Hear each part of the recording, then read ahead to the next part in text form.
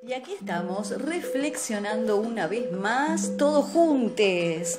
A Dios le importa que estemos sanos físicamente, emocionalmente y libres espiritualmente. Si aún continúas decepcionado, decepcionada porque amabas o hasta llegaste a tener una especie de idolatría por ese predicador o aquella predicadora o aquella profeta o aquel maestro o evangelista y de repente decís: sus enseñanzas, sus prédicas, su accionar sobrenatural no condice, no tiene nada que ver con las enseñanzas de Jesucristo, o por lo menos hay tanta contradicción que confunde y esto me desanima y me decepciona.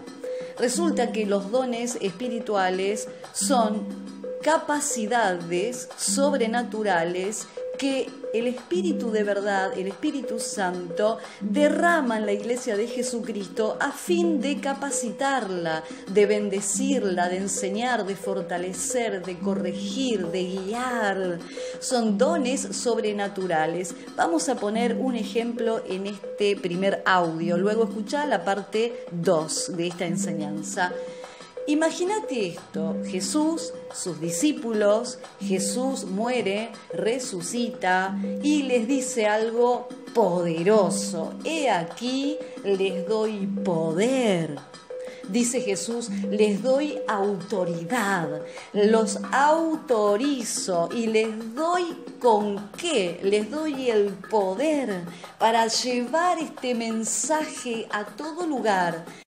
Y sanen a los enfermos, liberen a los oprimidos por el diablo, hagan milagros. No solamente lleven una palabra, un mensaje, sino que esa palabra cobre vida y comience a verse el poder, porque Jesús dijo: el reino de los cielos, hablando de Él, que es el Rey de Gloria, el reino de los cielos se ha acercado a vosotros. Entonces ellos tenían que continuar haciendo la tarea que Jesús les enseñó a hacer. Entre ese grupo de 12 estaba Judas. Judas no era solamente un tesorero. Judas había recibido la misma indicación que Jesús les dio a los otros apóstoles. Judas también estaba capacitado para sanar enfermos, liberar oprimidos por el diablo, dar la palabra directo al corazón, al espíritu de las personas. Y sin embargo, Judas no tenía un corazón rendido a Dios, porque si hubiera tenido un corazón rendido a Dios, si de verdad hubiera amado a Jesucristo, nunca lo hubiera traicionado. Hubiera dicho: prefiero morir, prefiero la muerte, pero no voy a traicionar a mi amigo, al que me ha enseñado todas estas cosas y me ha dado tanto y me ha confiado en mí y me ha dado poder y me ha autorizado a operar en su nombre. Judas nunca lo hubiera traicionado. El apóstol Pedro nunca hubiera tenido miedo cuando lo negó a Jesús, cuando dijo: yo no lo conozco a Jesús, porque él tenía miedo que también lo crucificaran a él junto al maestro. Entonces, cuando Jesús estaba a pocas horas de morir, de ser crucificado, Pedro dijo: no, yo no lo conozco, yo con ese hombre no tengo nada que ver. Entonces Pedro, que hacía milagros, ¿qué pasó? ¿Qué pasó? Dirás: ah, no, pero cuando Jesús les dio la gran comisión fue después que Jesús resucitó. Ya habían pasado por la traición de Judas, la negación de Pedro. Los milagros los hicieron después. Pero si vos recordás Mateo, capítulo 17, versículo 18 y 19, donde le habían llevado a los discípulos a un muchacho que estaba poseído por demonios, y Jesús aprovecha esa situación para decirles: son incrédulos, muchachos, si ustedes creyeren lo podrían haber liberado. Es decir, que ya practicaban milagros, ya habían visto a Jesús y habían comenzado a realizar este tipo de servicios en las comunidades donde iban. Colaboraban con Jesús, porque intentaron sacar el demonio de ese muchacho, pero no pudieron. Ellos ya estaban trabajando.